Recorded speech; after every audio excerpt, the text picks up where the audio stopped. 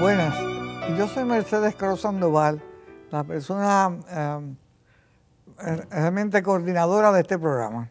Ya llevamos en el aire alrededor de 5 años, parece mentira, y hoy estamos filmando el número 61. Y la verdad que me siento, me alegro mucho de haberlo empezado, porque creo que llena un poco de un vacío que hace falta llenarlo. La desgracia de mi país es que ha perdido la continuidad cultural dentro de la isla, porque el castrato, como se le llame a los comunistas, han destruido el legado generacional de que una generación le deje en la otra, y el exilio forzado de tanta gente ha cortado esas vías generacionales. Soy persona que sé, por mi experiencia como maestra, que es lo que yo soy en realidad, que la identidad étnica y cultural es uno de los ingredientes más importantes de la autoestima. El tener una fuerte identidad cultural no es competitiva con otras culturas, que se puede muy bien sentirse orgulloso de ser cubano como me siento yo, y al mismo tiempo ser muy agradecida a este país y a este pueblo en general, no solamente por haberme aceptado a mí, sino por haber tenido el protagonismo de ser la única democracia que ha durado 200 y pico de años, y haber creado los mecanismos para que funcione, con muchos defectos, pero nunca en la vida la gente ha disfrutado de mayores libertades que las que se tienen en este país. Lo demás es tontura. A veces me pregunto qué es lo que nos pasa a nosotros en Hispanoamérica, que no logramos eso, ¿eh? Y no quiero empezar a tirarle piedra a mi invitado, que es una persona a quien quiero mucho. Tuvo el buen gusto de nacer en el mismo lugar que nací yo, en Santiago de Cuba. Es muy ducho en lo que es la historia cultural de Santiago, cosa que tengo aquí como invitado a Tony Calatayud. Lo he invitado porque quisiera discutir algo que en otros programas hemos tratado de abordar, pero me gustaría con mayor profundidad, y es la ideología política de Cuba. Vis a vis la cultura política de Cuba, que es otra cosa. Cuba ahora está sufriendo de una dictadura de 60 años sumamente destructiva. Yo nunca he visto gente más torpe que ellos, porque oye, lleva 60 años y no poderte decir esto lo hemos logrado, son un desastre. Como digo yo, si tuvieran vergüenza se hubieran suicidado, porque si yo hago las barbaridades que esta gente ha cometido, estaría muy abochornada. Doctora, pero ellos han hecho 3 aciertos inmensos. Sí, no me digan. ¿Cómo no? A ver. El sistema policíaco, el sistema de bomberos apaga fuego y apaga rebeldía. Y el tercer acierto es Miami. Tremendo acierto. Miami. Sí, esa es la gran construcción del comunismo cubano. Es verdad, tienes razón. Y ahora tratando de amenazarnos a nosotros aquí mismo en Miami. Bueno, pues yo tengo hasta cierto punto, Tony, ¿cómo se llama? Una visión optimista de la cultura cubana. Tú sabes que yo tengo un entrenamiento más bien como antropólogo e historia cultural. Y aunque la cultura cubana que yo conocí ha desaparecido en la isla, porque ha desaparecido, porque la cultura es conducta, más que nada, ha desaparecido. Creo que la que importamos acá ha tenido éxito, porque somos uno de los pocos grupos culturales que en menos de una generación logramos que la mayor parte de nuestros integrantes sean de la clase media. Clase media alta y clase profesional, ¿no? Eso para mí es un verdadero éxito. Y creo que ha sido un éxito porque es muy adaptiva. Cambia y ¿cómo se llama? Se apropia de roles culturales de otras culturas y los adapta. O sea, es muy adaptiva, es casi, usando la palabra en el mejor sentido de la palabra, oportunista. Nosotros nos parecemos a los japoneses. Yo siempre he tenido una cierta admiración por la comportación de los japoneses. Pierden la Segunda Guerra Mundial y se han fajado ellos solos prácticamente en el Pacífico contra los Estados Unidos. Pierden, le meten 2 bombas en las costillas que fueron brutales. Y entonces en vez de educar al hijo diciéndole, los americanos te hicieron, te humillaron, no, lo que le dijeron, oye, estudia bastante y trabaja bastante para que sepa más que los americanos y haga las cosas mejores que ellos. Y creo que los cubanos, hasta cierto punto, hemos seguido ese modelo de emular en vez de envidiar y de resentir. Pero yo entonces quisiera contigo hacer un recuento de la ideología política en la colonia en el siglo XIX, que es donde por primera vez está vigente, y después en esa república tan vilipendiada y que tanto logró en unos 50 años de experiencia. Así que... Bueno, doctora, para no irnos más atrás, usted mencionaba el siglo XIX, ahí es donde se cocina definitivamente en el horno de la sociedad, de la sociología, de la geopolítica, de la antropología y de la filosofía al cubano. Sí.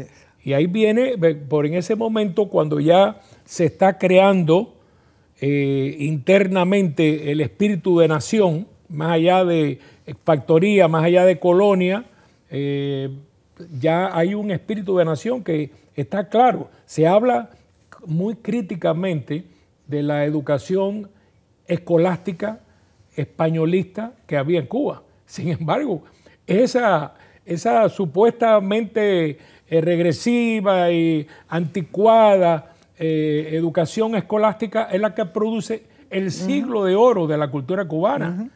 Desde Varela, Saco, Luis Caballero, todas las grandes figuras, Martí, Barona, Sanguilí, todas las grandes figuras de todo tipo, intelectuales, literarias, filosóficas, patrióticas, las cumbres de la oratoria, del pensamiento, del periodismo, de la poesía, se crean en el siglo XIX bajo esa cultura escolástica, y ese es el siglo de oro cubano. Vendrá un nuevo siglo de oro cubano, pienso yo, cuando Cuba se reconstruya democráticamente, pero aquel es el siglo de oro. Y si se me permite dar un brinco y meterme en el siglo XXI, diría que cuando usted hablaba, doctora, de cómo el cubano se asimila, pero se mejora, sí, y magnifica sus oportunidades. Aprende de otro y conserva lo suyo. Yo diría que el día que Cuba se libere, que el día que Cuba cambie y regrese o inicie un nuevo proceso democrático, libertario, independentista, nacionalista, pero metida dentro del mundo moderno, que es globalizado, yo pienso que va a haber un cubano nuevo. Ese cubano que usted decía con mucha razón que ha sido desarmado, desarticulado, arrinconado, humillado, violado, castrado por estos 60 años de castrismo, estalinismo, cultural, policíaco, regresivo, represivo. Ahí va a venir un nuevo cubano. ¿Por qué? Porque el cubano con esas cualidades que usted dice, en este momento está viviendo en España, en Estados Unidos, en Japón, en Rusia, en Francia, en Inglaterra, en Argentina. Ahora mismo lo vemos, está dándole la vuelta, miles de emigrados están viajando por toda América para llegar a la meca de los Estados Unidos. Pero ¿qué pasa? Que esas personas han vivido años en Ecuador, en Brasil, donde quiera. Y esos cubanos, cada uno le va a llevar a Cuba un pedacito de cosa nueva de esas culturas que ha absorbido, que lo han influenciado. Y cuando se mete en la coctelera de la nueva Cuba y se mezcle todas esas influencias internacionales, porque nosotros éramos muy locales, emigrábamos muy poco. Vivíamos una vida de conocimiento universal, pero muy poca emigración, muy poca influencia exterior amplia. Pero como hemos vivido muchos años fuera del país, pero no solamente aquí, sino esparcido por el mundo entero. El famoso ejemplo del camellero cubano en Egipto. ¿Qué ocurre? Que cuando regresemos a Cuba, es un nuevo cubano más universal y más completo, en mi opinión. Tú optimísticamente piensas que esa gente van a regresar a Cuba. Bueno, le voy a decir por qué van a regresar. Le voy a decir por qué van a regresar. Porque el mundo moderno ha explotado tanto el globalismo que usted va, antes usted decía, vamos a colonizar el Mato Grosso en el Brasil, vámonos a Australia porque todo está por hacer. Usted llega al Mato Grosso y se encuentra un McDonald's y un Burger King. Usted va a Australia y lo que se encuentra es la modernidad y todo está hecho. Pero el único país del mundo que fue encapsulado en una máquina del tiempo y disparado hacia el pasado, que del automóvil de último modelo pasamos al quitrín y del ómnibus con aire acondicionado pasamos a un camión donde la gente va atrás, agarrado como puede, en medio de una carretera peligrosa. Eso trae como consecuencia que lo que viene ahora después va a ser completamente diferente. ¿Qué pasa? Que como todo está por hacer, ¿qué han hecho los hijos y los nietos nuestros que se han criado en el exterior? Son capitalistas. Están a favor de la empresa privada, quieren triunfar, ser parte del éxito comercial, empresarial, económico del mundo moderno, donde el dinero juega un papel importante para todo, para la salud, para la felicidad, para la vida decente, para el techo, la medicina. ¿Qué pasa? Que dónde es que un nieto nuestro, un hijo nuestro, puede aspirar a ser rico, próspero, exitoso en la vida. Aquí todo está hecho. Usted va a montar un restaurante y hay 77,000 restaurantes. Una fábrica de tal cosa ya existe. Pero sin embargo en Cuba está todo por hacer. Quiere decir que el nuevo oeste, la nueva Australia, la nueva Brasil va a ser Cuba. Y no solamente los cubanos van primero a regresar, nuestros hijos y nuestros nietos, para hacer contacto con la patria de sus padres y sus abuelos, sino que cuando vean primero las bellezas naturales del clima y de la geografía cubana y luego las oportunidades económicas, políticas y empresariales, ahí va a ser. Cuba es un imán. Cuba, doctora, siempre lo ha sido, pero más que nunca Cuba es una marca. Parte de una patria es una marca, es un imán.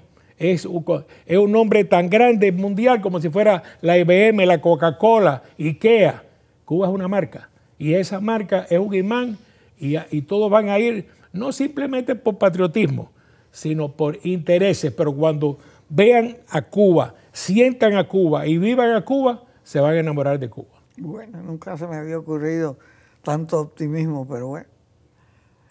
Vamos a tener que lidiar también con unas personas que tienen unos patrones de conducta muy ajenos al trabajo fuerte, a la honestidad. Va a ser...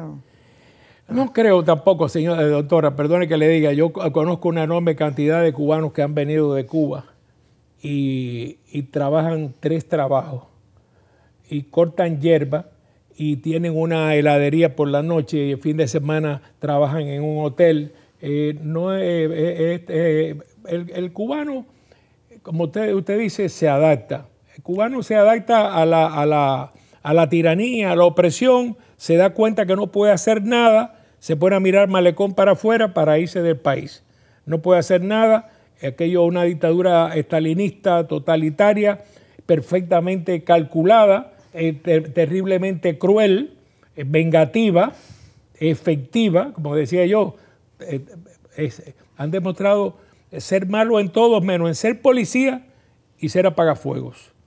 En eso son magníficos, en haber fundado el milagro de Miami. Pero dicho todo eso, no cabe duda que el cubano tiene las condiciones. Yo estoy absolutamente seguro. El cubano ha sumergido sus aspiraciones, pero cuando saque la cabeza y, bueno, yo creo y respire y aspire, todo va a depender, doctora, en mi opinión, de quienes tomen el poder en la primera etapa. Si es un equipo de gente, hombres y mujeres, de buena voluntad, con visión de patria y conocimiento vasto, Cuba se salva. Si lo que coge el poder es un grupo de aventureros, de gente de segunda calidad, ambiciones personales, es politiquería. Cuba se pierde porque es un cuerpo muy herido, muy frágil, muy lastimado, y entonces tiene que ser cuidado con compasión, con visión, con amor. Bueno, yo a veces he pensado que el gobierno de Cuba, que ha vendido imágenes falsas de la realidad varias veces, puede ser que en cierta forma ha dado como propaganda el hecho de que el cubano no sabe trabajar, de que es deshonesto, etcétera.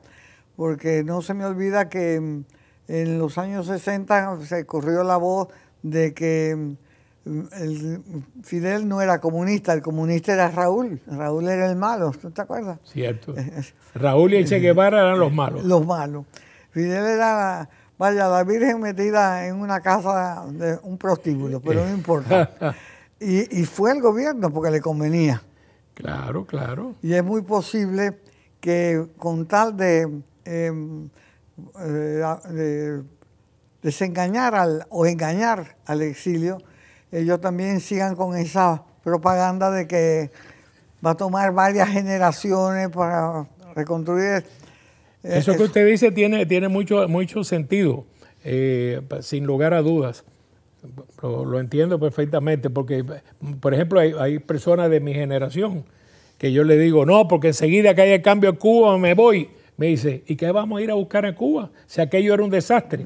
Es decir, el régimen ha vendido que todo está perdido, que aquello es un lugar de buhoneros, de delincuentes, de prostitución, de jineteras, de gente de tercera categoría, cuando no es así. Debajo de esa nata supuestamente pútrida está un agua clara, como pasa con los barriles de agua cuando se asienta.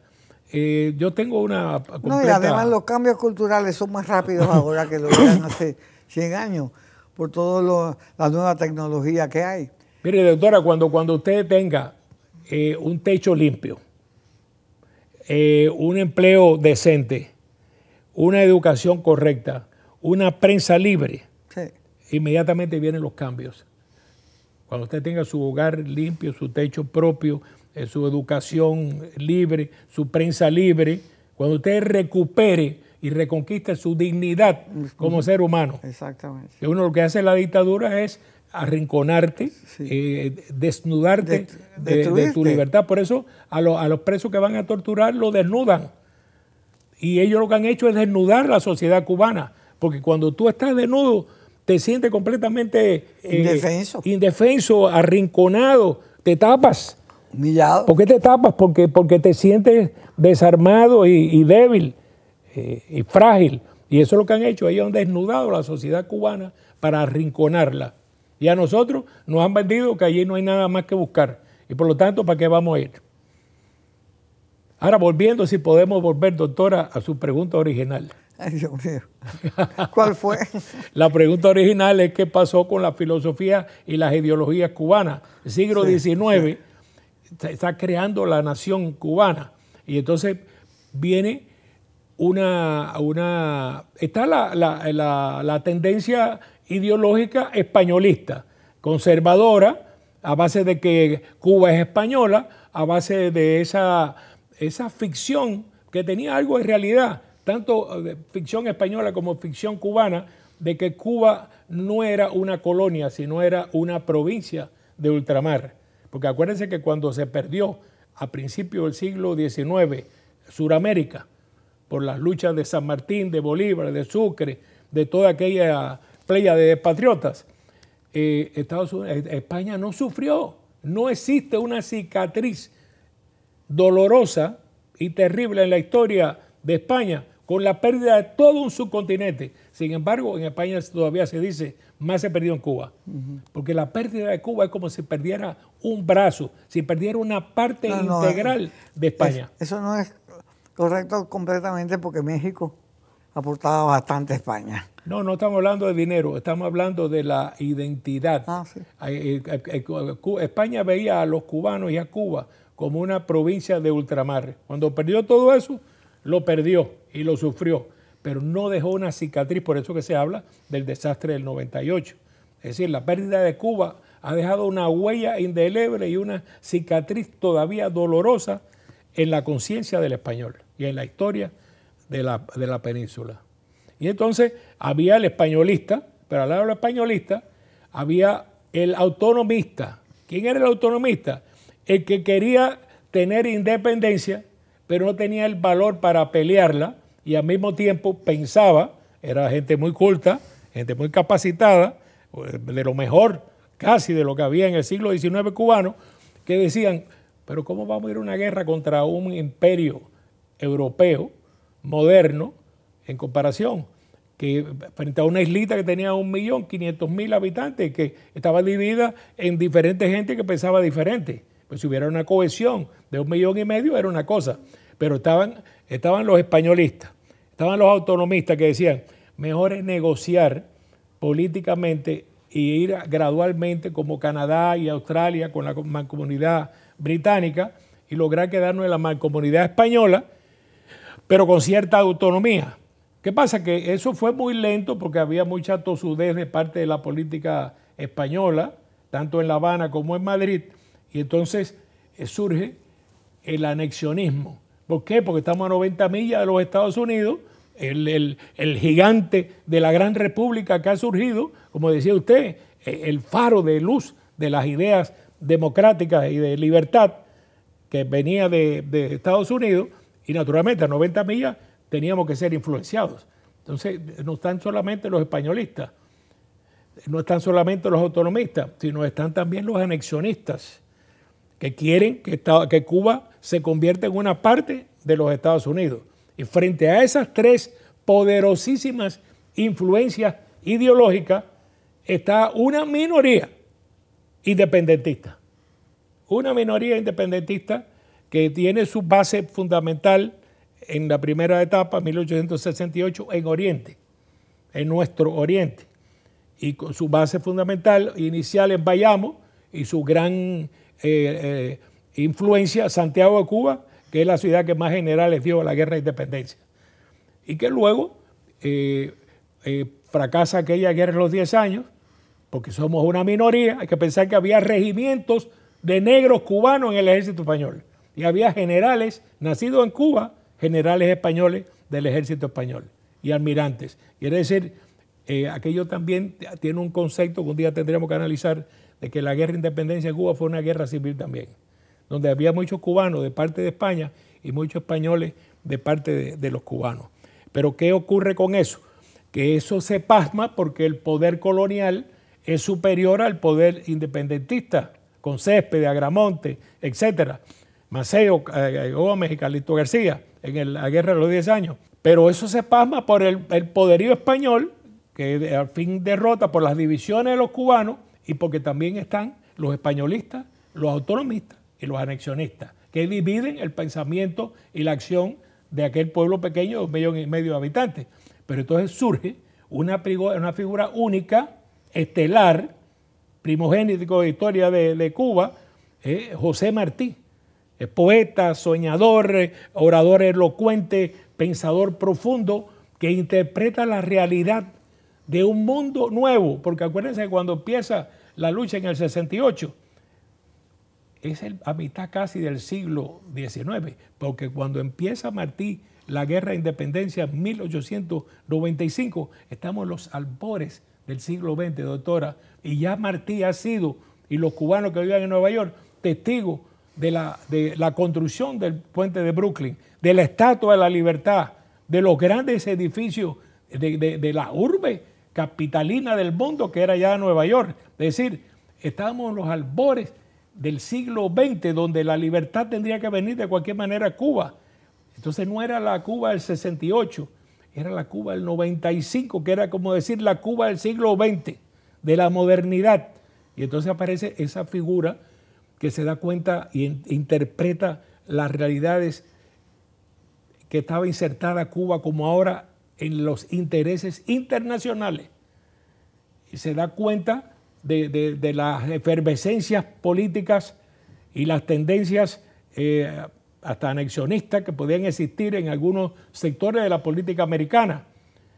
Y él magistralmente ha vivido varios años una cantidad grande, no sé si fueron 15, 18, 19, en Nueva York, la capital del mundo. Y él ha bebido, vivió en España, viajó por Sudamérica, conocía perfectamente, era un talento excepcional que absorbió todas esas cualidades informativas, las mezcló y se dio cuenta de que era un momento cumbre donde en Nueva York ya existían las rotativas, la prensa rotativa. Es decir, ahora el Herald creo que tira 30, 40 mil o 20 mil ejemplares aquí en Miami diariamente, 20, 30 mil ejemplares.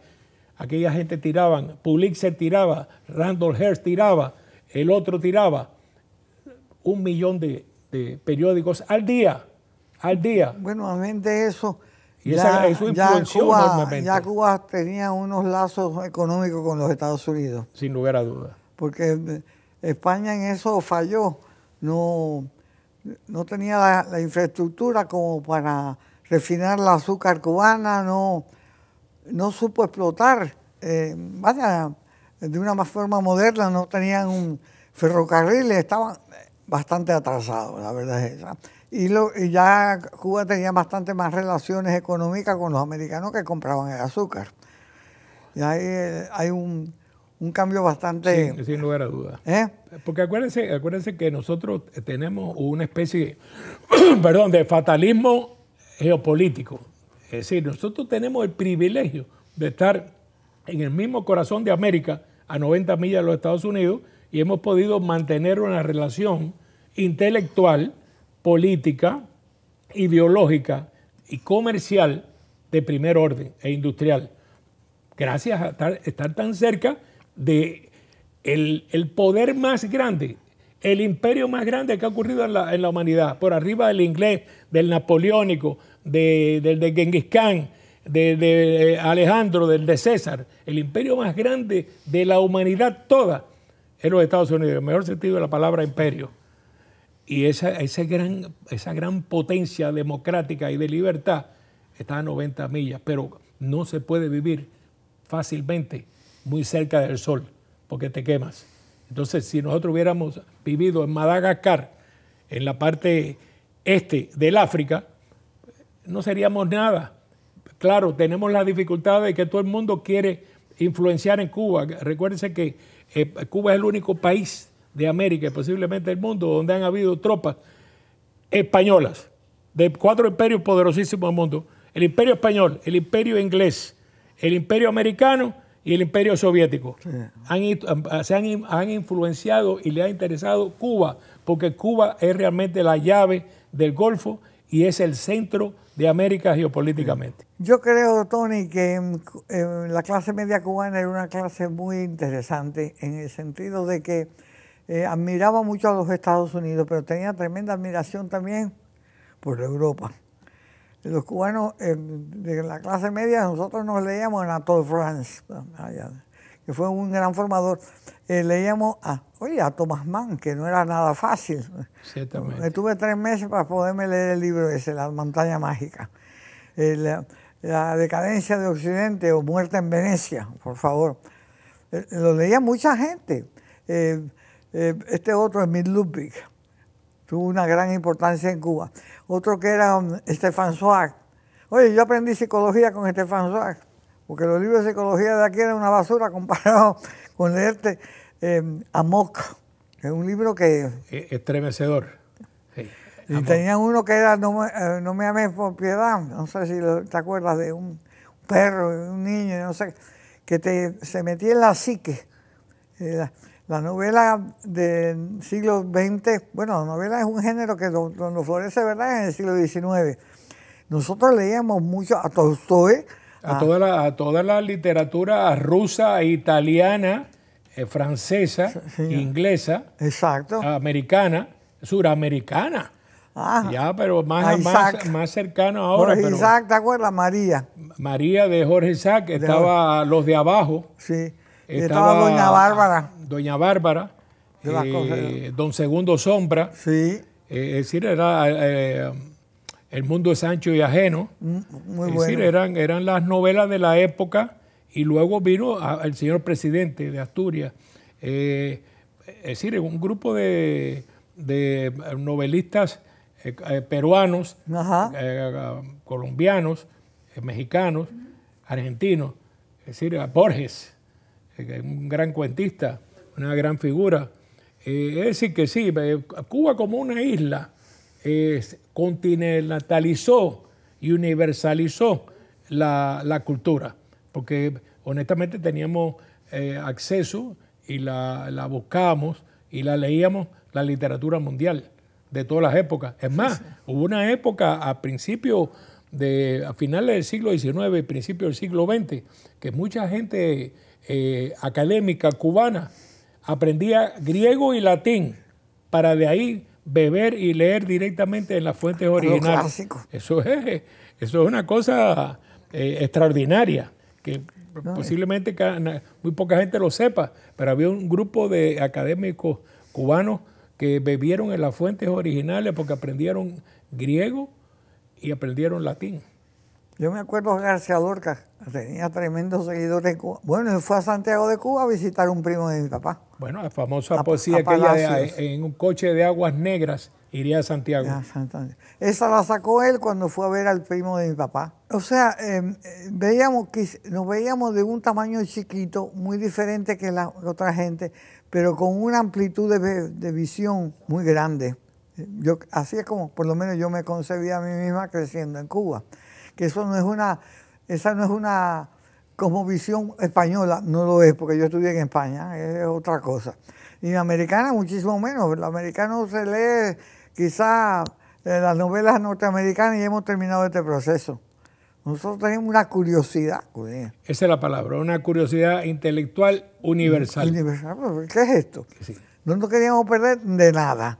De nada. Que en otros países hay bolsones, minorías que tienen esas mismas actitudes intelectuales, pero que estaba bastante democratizado, bastante ampliado el núcleo de población que tenía en Cuba esas aspiraciones y esas actitudes, esa conexión con el más moderno de los mundos, no solamente en la literatura, sino en la ciencia. Porque, como usted sabe, el mundo comercial cubano necesitaba tecnología moderna, necesitaba el vapor, necesitaba el ferrocarril, necesitaba el motor, los equipos modernos para la fabricación del azúcar. Cuba fue la azucarera del mundo, el tabaco, los licores.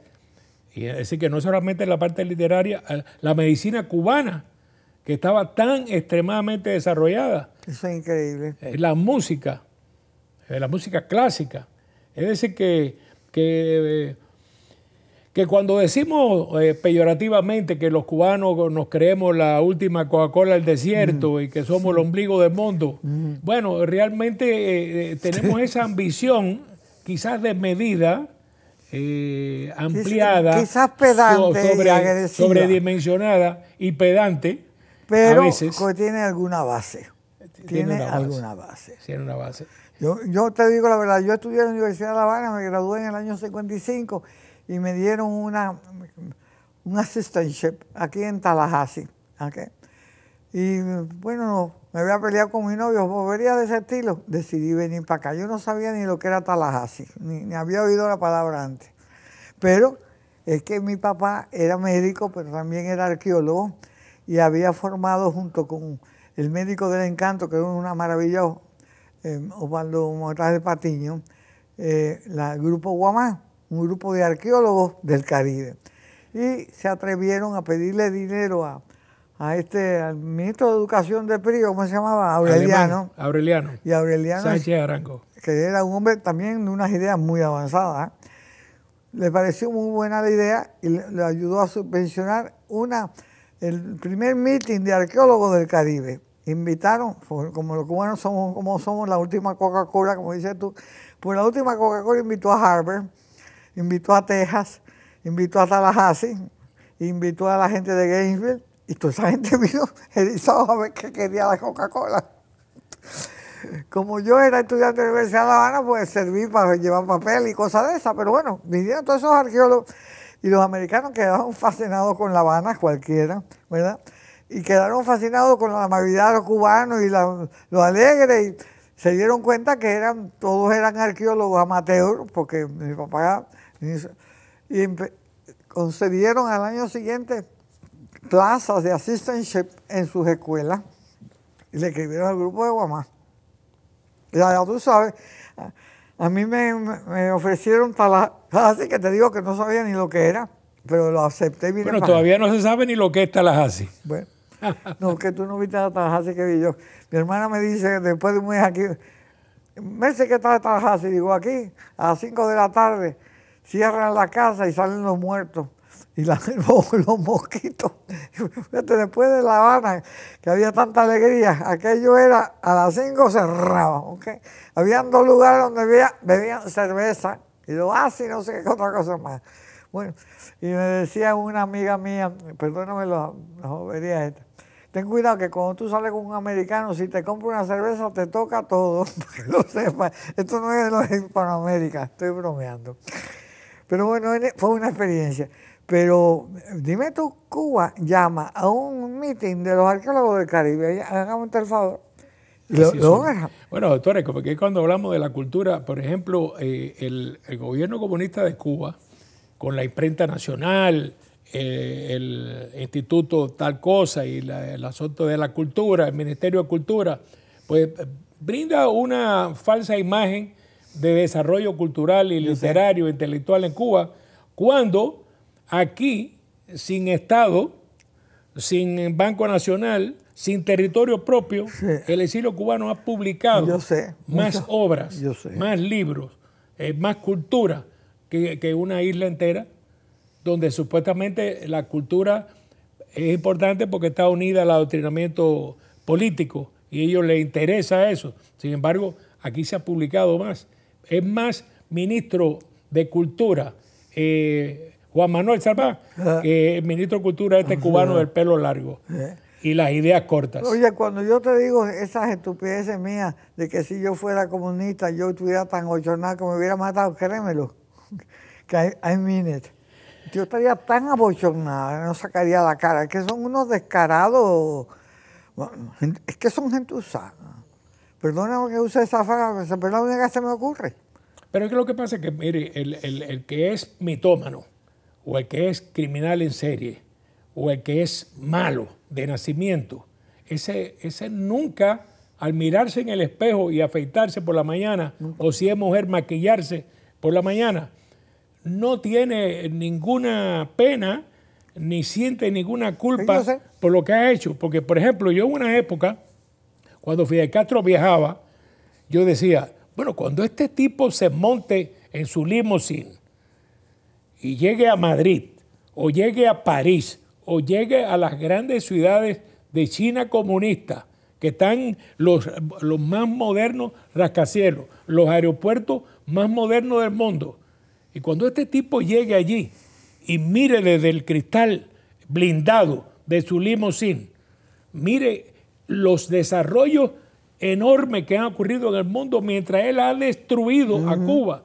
él va a sentir pena y culpa. Pero me di cuenta de que era una estupidez que yo pensara eso, porque ellos son indolentes, no les entra la sensibilidad de lo bueno. Son criminales en serie, son mitómanos, son gente mala de nacimiento que tienen la sangre de Caín y el alma de Yo creo Lucifer que tienen adentro. algún problema cerebral, porque no se puede ser tan sociópata. Sí, usted sabe lo que pasa, que yo he dicho en muchas ocasiones y creo que no me he equivocado, que se han escrito miles de libros, se han hecho miles de programas de televisión y videos analizando qué pasó en Cuba.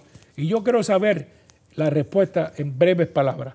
Yo creo que la verdad de lo que ocurrió en Cuba está detrás de las 4 paredes de la casa natal de los Castro en Virán, donde ahí existieron tantas cosas impropias, inmorales y criminales y sucias, que esos niños fueron abusados, que no lo estás disculpando. No lo disculpa de nada, pero esos fueron niños abusados que luego fueron a colegios de curas pedófilos en Santiago de Cuba, fueron sexualmente abusados. Y entonces, por ejemplo, Ellos odian la sociedad. Siempre el que es abusado, el que se convierte en criminal de serie, odia a la sociedad, porque antes decía Ortega y Gasset que cuando a un hombre le pisaban un callo decía, maldito el tipo que me pisó el callo, sí. Pero que en la modernidad, cuando te pisa un callo, tú dices, maldita esta sociedad que permitió que existiera un tipo que me pisara un callo en la acera. Es decir, no culpan al culpable, culpan a la sociedad que creó al culpable. Entonces, estos individuos odian a Cuba, por eso es que cuando hacen las cosas que hacen, que arrinconan al cubano, lo fusilan en masa, lo hacen convertirse en jineteras, en la hez de la sociedad, y lo encarcelan y le meten prisión de 30 años, y lo hacen, todas las cosas que le hacen, es porque ellos son niños abusados que de adultos se han convertido en criminales en serie y están completamente, tienen un muro de contención que los ha insensibilizado y los ha convertido en unas bestias. Y lamentablemente nos tocó la desgracia que un grupo, que una familia disfuncional de allá de las bárbaras regiones del oeste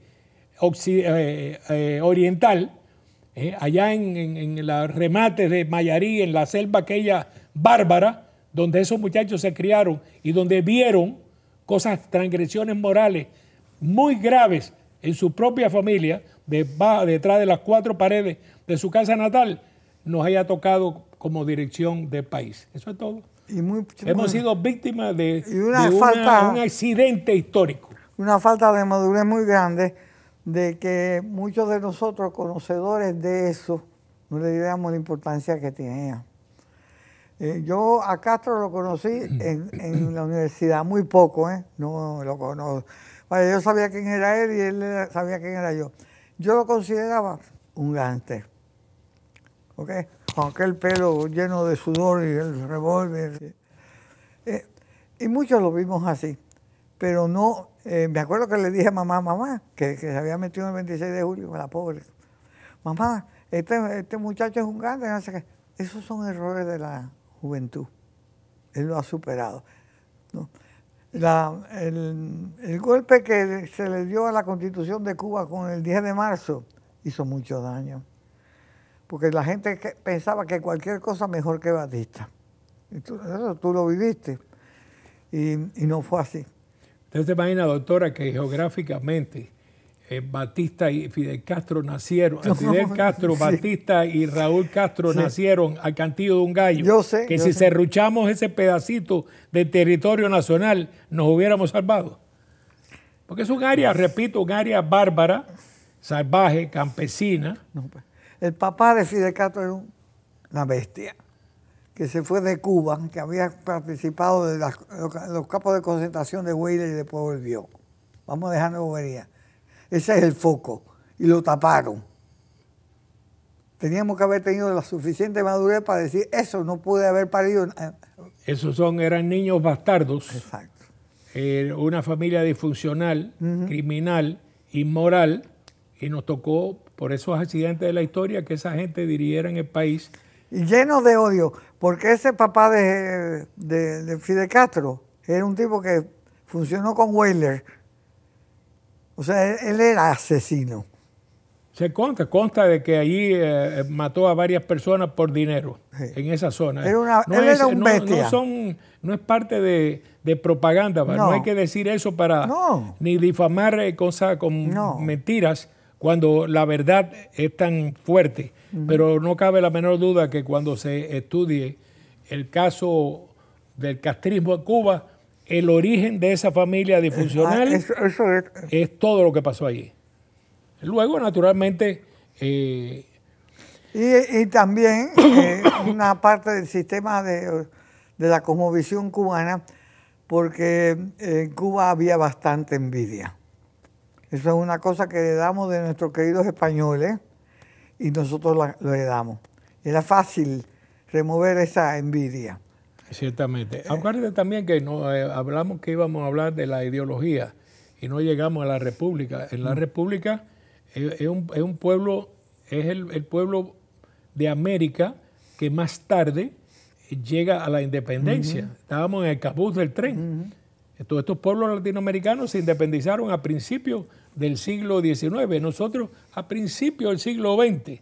Una tardanza, como pasa ahora, casi todos los pueblos se han independizado del comunismo y nosotros seguimos envueltos en la cadena esa. Claro. Quiere decir que hay algún regresismo, algún pasmo histórico, sociológico, que nos obliga a hacer muy rápido muchas cosas y muy lento en otras.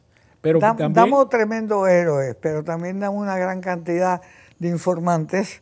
Sí, chivatos, asesinos y esbirros. Y esbirros. Y sobre todo la cuestión esa de la envidia a mí me preocupa mucho. Cuba es uno de los pocos países del mundo que tiene un bolero tan lindo que dice, por eso no debes decir que me quieres. Porque la envidia es la enemiga fatal. Tú le dices a un americano, oye, no digas que tú eres mi amante porque la envidia se está tan loca como una cabra. ¿Qué carajo le importa a los demás que nosotros nos amemos? Eso no es así. Sí, bueno, todavía la gente en la calle, por ejemplo, uno que es muy comunicador, oye, ¿cómo te va? Oh, me va bien, tengo este proyecto y el otro. Oye, Tony, no lo digas porque no se te va a dar. Sí.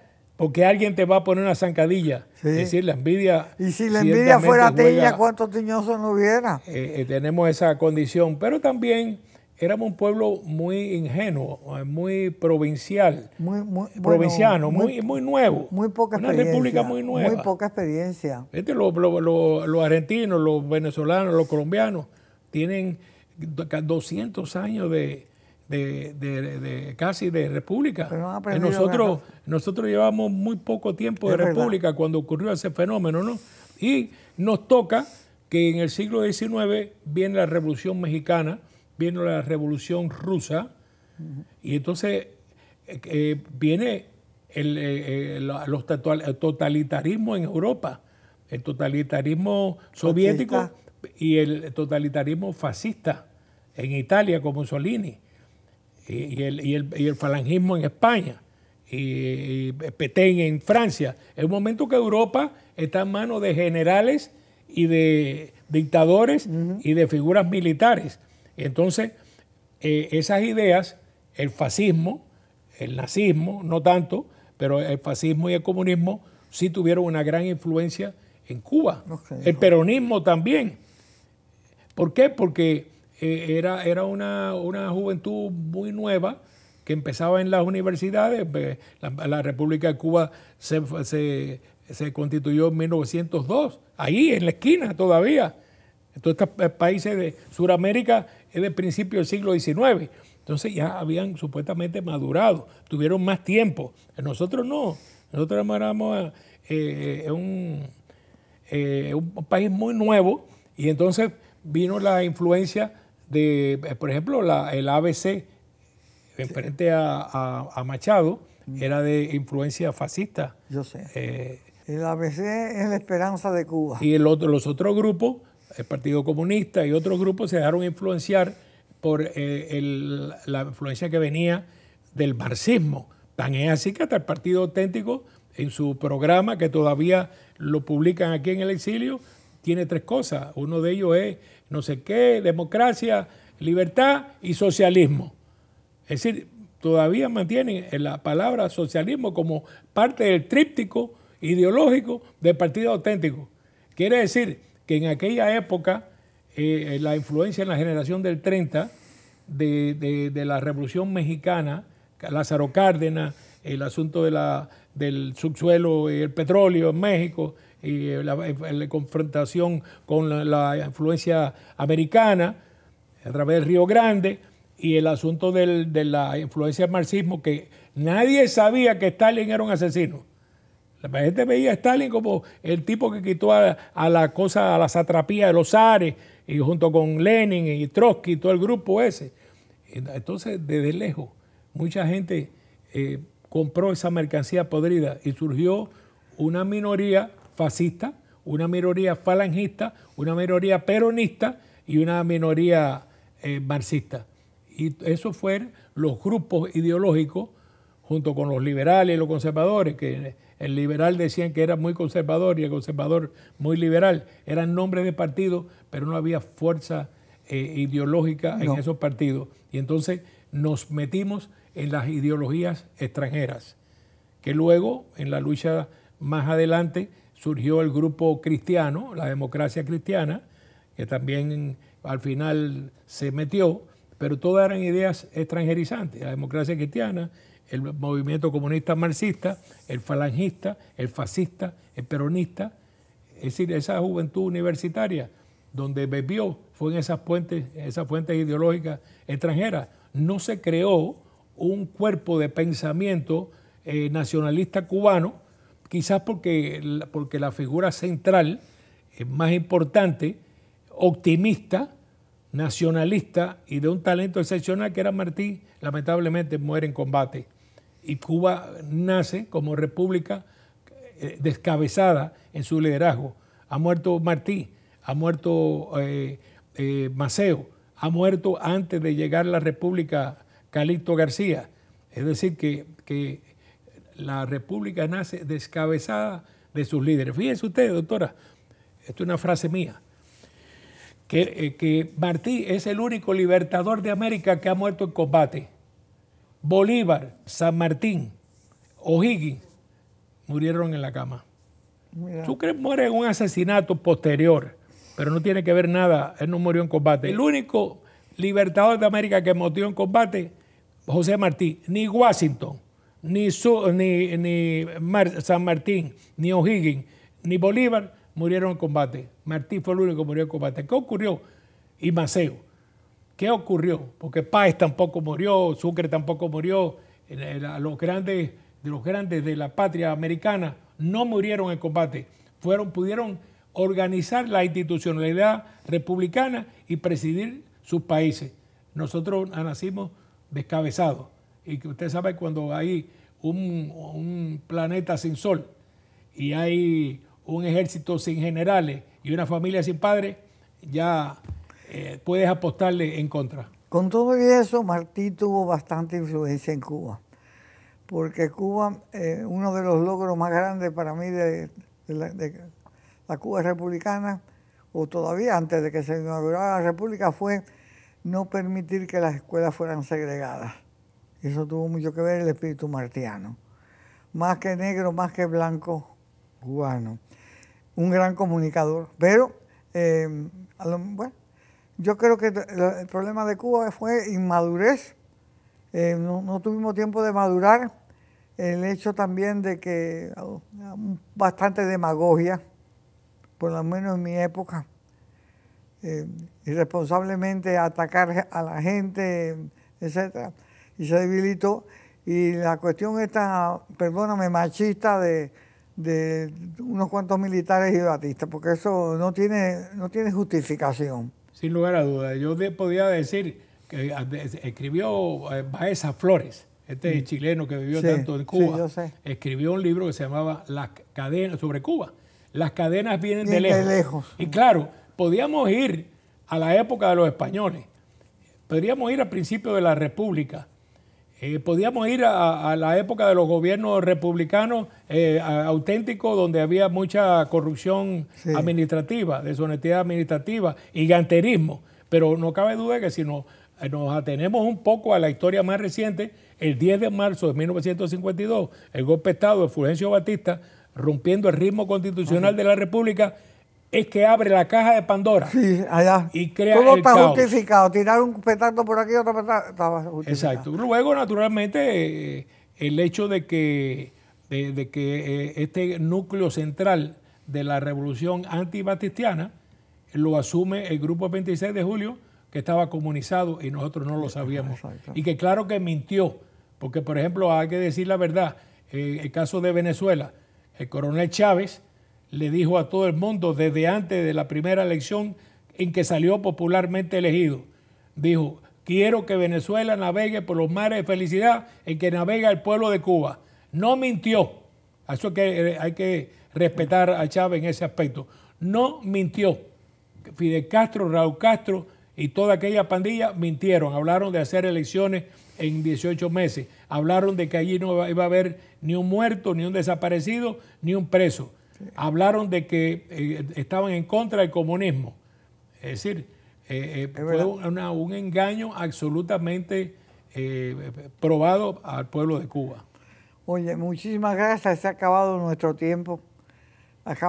Esta discusión la seguimos en mi casa, ¿ok? Seguro que sí. Oye, te quiero. Igualmente, mucho cariño, un honor.